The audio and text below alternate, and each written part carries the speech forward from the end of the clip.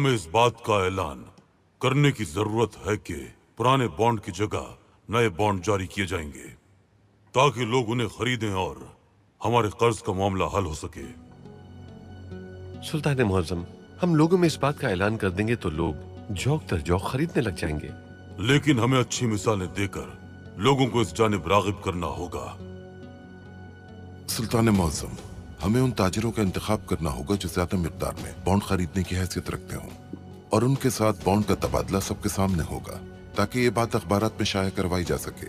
इस तरह सबको मालूम हो जाएगा और अवाम मुतमईन हो जाएगी। आफरीन, अच्छा ख्याल है बादशाह। इसके अलावा यूरोपीय ताजिरों को भी बॉन्ड बेचे जा सकते हैं। आप उनके नाम इकट्ठा करके उनसे राब्ता कीजिए।